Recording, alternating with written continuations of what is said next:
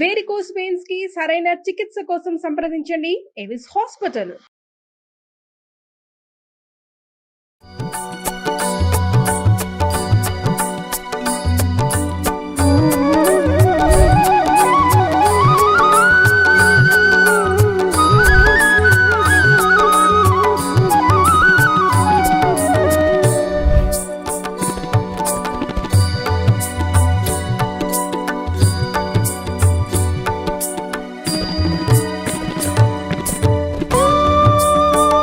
ఆలయ చరిత్రలు ఎప్పుడూ కూడా మనం స్టూడియోలో కూర్చొని మాట్లాడుకుంటూ ఉంటాము. ఎప్పుడు అలానే కాకుండా ఒకసారి డైరెక్ట్గా ఆలయం దగ్గరకు వచ్చి ఇక్కడే కూర్చొని చరిత్ర కావచ్చు, పురాణం కావచ్చు మాట్లాడుకుందాం అనిపించింది.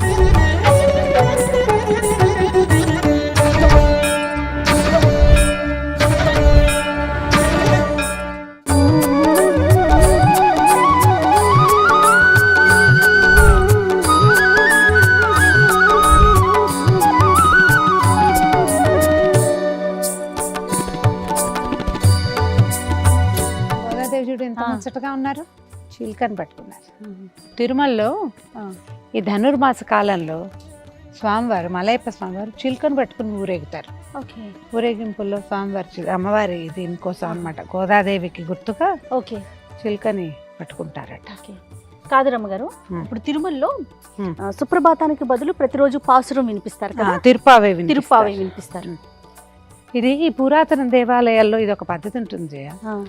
మట్టసంగా ఉండదు గుడి అంటే ముందు. మనకి ఇప్పుడు ఇటీవల కాలంలో కట్టిన దేవాలయాల్లో ఈ విధానం కనిపించదు. చూడు, ఒక మెట్టెక్కుతున్నాం కదా, మెట్టెక్కి వెనకాల భాగం ఎత్తుగా, ముందు భాగం లోతు, వెనక భాగం కొంచెం ఎత్తు. ఏమిటో చరిత్ర వాస్తా. అంటే మీరు అన్నట్లు పురాతన ఆలయాలకు మాత్రమే ఇలాంటి, కొన్ని చోట్ల పాత వాస్తుని పాటించేవాళ్ళు అట్లా. చాలా బాగుంది ప్రాంగణం, కామ్గా ఉంది, ప్రశాంతంగా. ఈ చుట్టూతా మండపాలు ఉండటము ఇది కూడా పాత పద్ధతి. ఒక ఎత్తు వచ్చింది చూడు, మళ్ళా అటు మెట్లు దిగేస్తామన్నమాట మనం. అబ్బా రోలు రమ్మగారు, రోలో ఇక్కడ ఏం చేసేవారు మరి, ఒక రాయి మీద ఉంది చూడు. మళ్ళీ ఇప్పుడు మెట్లు దిగి వెళ్ళిపోతాం చూడు, వెనక భాగం ఎత్తుగా.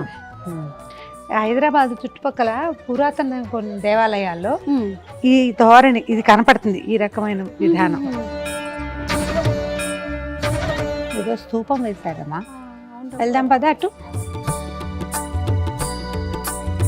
అంటే మనకి కొన్ని భద్రాచలంలోనూ అక్కడ కనపడుతుంది ఇలా స్తూపం. అంటే స్తూపం ఇవి రామకోటి స్తూపము, లేకపోతే ఎవరైనా గురువు గారి కోసం కట్టారో చూద్దాం, ముందుకెళ్తే మనకి తెలుస్తుంది.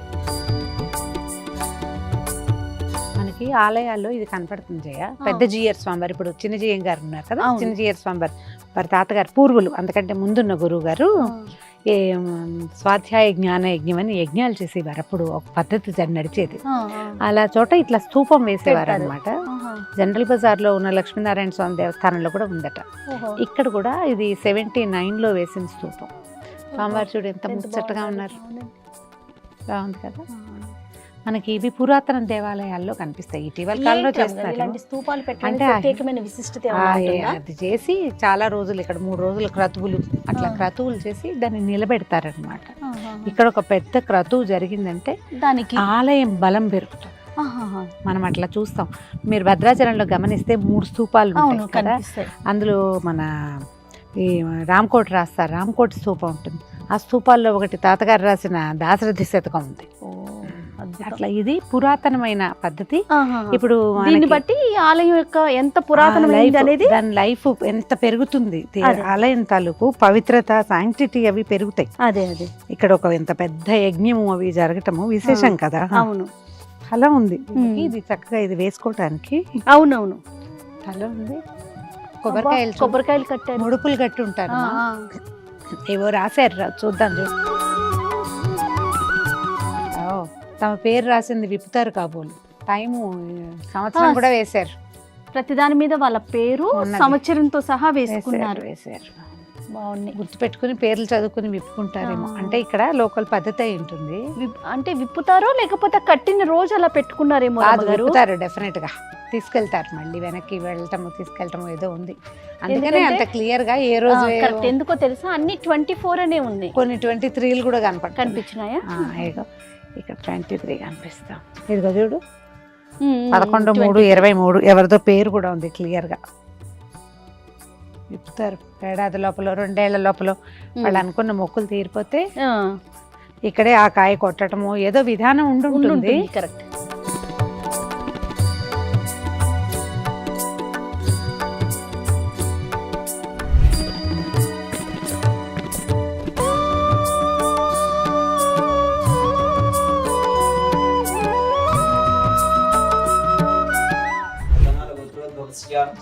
జయప్రకాశ్ నామధేయస్య సహ కుటుంబస్య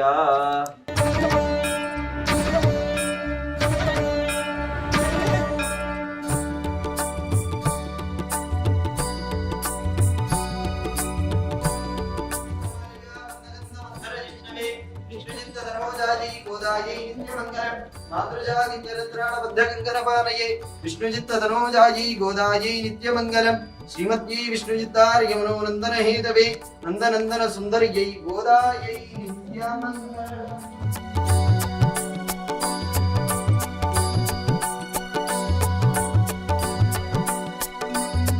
సమానం భవతి యదాయ పురుషిదేంద్రియ ఆయుష్యేంద్రియే ప్రతిష్టతి గోదాదమేకమన్నార్ రంగనాయక స్వామి పరిపూర్ణ కృపా కటాక్ష సిద్ధిరస్తు.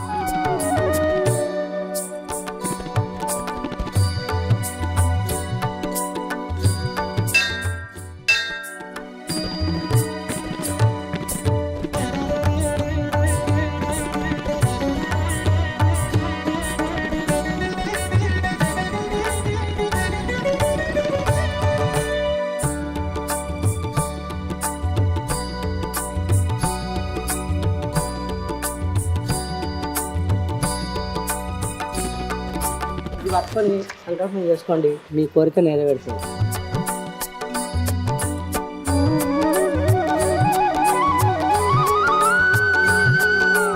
దర్శనం కూడా అయిపోయింది కదా రమ్మగారు. బా ఎంత బాగుంది తల్లి కదా. నేను 4 ఏళ్ల క్రితం వచ్చాను జయ. అవునా? 4 years బ్యాక్ చూశాను నేను. ఈ అమ్మవారి కథ విన్నాక తప్పకుండా మనం సుమన్ టీవీలో చూపించాలనిపించింది. అవును. మనం చాలా ప్రఖ్యాతమైన కథ ఒకటి ఉంది మనది, అమ్మవారి చేతికి గాజుల కథ. అవును. ఆ గాజుల కథకి బాగా దగ్గరగా ఉన్న కథా విశేషం ఈ అమ్మవారి దగ్గర కూడా ఉంది. అయితే రంగనాయక స్వామి దేవస్థానం అని చెప్పినా కూడా ఇక్కడ మెయిన్ గోదాదేవే, ఆమె ఈ గుడిని కట్టించుకుందని చెప్తున్నారు. ఇది దాదాపు 700 సంవత్సరాల క్రితమట. ఈ దేవాలయాన్ని స్థాపించిన వారు, అసలు మొదట ప్రతిష్ఠ చేసిన వారు దేశికర్లని, మన ప్రాంతం వారు కాదు, వీడు తమిళనాడు వైపు నుంచి వచ్చారు. అయితే ఆయన అమ్మవారిని కూతురుగా భావించేవారు. ఆయన్ని భార్యని అమ్మ నాన్న అనేదట గోదాదేవి. వాళ్ళతో తిరుగుతూ ఉన్నట్టుగా ఉండేదన్నమాట. ఈ ప్రాంతానికి వచ్చి పక్కన ఒక వేణుగోపాల స్వామి దేవాలయం, మనం కూర్చున్న దేవాలయం కంటే కూడా ఇంకా పురాతనమైనది. ఆ దేవాలయంలో అర్చకత్వానికి ఉన్నారు మీరు. దేశకర్లు అంటే వైష్ణవులు. అదేలే. అయితే ఆయన అర్చకత్వం చేస్తున్న రోజులు అమ్మవారు ఆయనతో పాటు కలిసి తిరుగుతూ నాకు ఇక్కడ ఒక దేవాలయం కావాలి నాన్న అని అడిగేదట. అడుగుతుంటే ఇది మన ప్రాంతం కాదు, ఇక్కడ ఎందుకమ్మా అంటే నాకు ఇక్కడే ఉండాలనుంది, నాకు ఇక్కడ దేవాలయం కావాలని. ఆవిడ నీకెందుకు నేను ఏర్పరుస్తానని ఈ ప్రాంతంలో ఉన్న ధనికులకి స్వప్నంలో ఆదేశం ఇచ్చిందట ఆ తల్లి. ఇక్కడ ఒక వేణుగోపాల స్వామి గుడిలో అర్చక స్వామి ఆయన ఇక్కడ నా కోసం గుడి కడతాడు, ఆ గుడికి సహాయం చేయమని వాళ్ళంతట వాళ్ళే సహాయం చేసి ఈ దేవాలయం నిర్మించారు. 700 సంవత్సరాలు అయ్యింది. మనకు ఆలయ నిర్మాణం కూడా చాలా పురాతనంగా కనబడుతుంది. ఎక్కడ సిమెంట్ ఛాయలు లేవు, అంతా రాతి కట్టడంగా కనిపిస్తుంది. మనకి శ్రీ విల్లిపుత్తూరులో అంటే గోదాదేవి జన్మస్థానమైన విల్లిపుత్తూరులో స్వామివారు అంటే రంగనాథులు రంగనాయకుడు అని చెప్తారు. అమ్మవారు రంగనాయకి, రంగనాథుడు అక్కడ రంగనాయకుడుగా ఉంటాడు. అవును. వీరిద్దరు పక్కపక్క నుండి విష్ణు చిత్తులు కూడా, గోదాదేవిని తండ్రి కూడా పెరియాళ్ళ వారు అంటారు, విష్ణు చిత్తుల వారు కూడా ఒకే చోట వాళ్ళు ముగ్గురు నిలబడి ఉన్నట్టుగా అక్కడ దర్శనమిస్తారు. అదే దర్శనం మనకి ఇక్కడ కూడా కనిపిస్తుంది. విష్ణు చిత్తుల వారు మధ్యలో స్వామివారు, కుడివైపు గోదాదేవి నిలబడి ఉన్నట్టుగా ఉన్న ఏకశిల మీదే ముగ్గురు విడివిడిగా ప్రతిమా విశేషాలు మనకు కనిపిస్తాయి. చాలా వింతైన విషయం, ఒక కథ ఉంది ఇక్కడ. స్వప్నాల్లో కనపడ్డము అవి ఎక్కువట. విడిగా కూడా ఆమె రోజు సంచారానికి వెళ్తుందని, ఆమె దేవాలయం నుంచి బయటకు వచ్చినప్పుడు ఒక సుగంధం వ్యాపిస్తుందని ఇక్కడ అని చెప్తున్నారు.